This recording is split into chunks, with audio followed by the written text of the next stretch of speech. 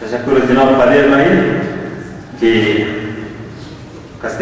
خواندن و مدام یک شاعر دیگه ایمانده جناب ظاهر عدیم سے سامد میدیم باید قصد پیشتنه ظاهر عدیم. یا تو میا قدر میا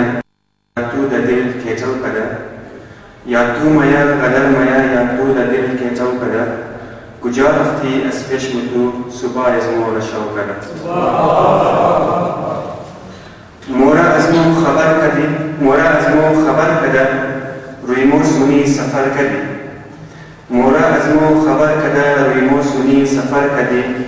کجا رفتی از چشم تو وجود مورا کیچو قدر حضرت نامشی چراغ یاد تو دم دره قدست مو ایناق شده چراغ یاد تو دم دره قدست مو ایناق شده دشتی سماخ تو نم دره قدست مو ایناق شده گفت فکر را قتل منی روشنی را مو نابود منی گفت فکر را قتل منی روشنی را مو نابود منی نادوی فکری کم دره قدست مو ایناق شده بمنون نمنون استا ممنا بیرق قوم استا ممنا بمنون نمنون استا ممنا بیرق قوم استا ممنا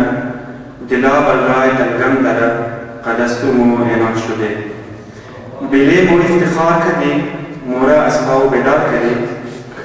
بله مو افتخار کردی مورا از خواه بیدار کردی قوم و تاریخ هم داره قدست مو ایناق شده مندی در کجا بودی بلاز لگی جگر برا مندی در کجا بودی بلاز لگی جگر برا یا تو پرخو ماتم داره مو ایناق شده کشتو صبحی نو بودک رفتی وقتی درو بودک کشتو صبحی نو بودک رفتی وقتی درو بودک حاصل بدون تو غم داره مو ایناق شده سماع زندگی دادی نشو مرا خوبی دادی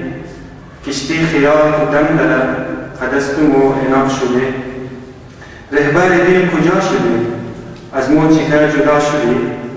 بدون تو دم ستم داره قدست مو ایناق شده مورا دگر موجم کردی خود خو از بین مو کم کردی چیمای متر نم داره قدست مو ایناق شده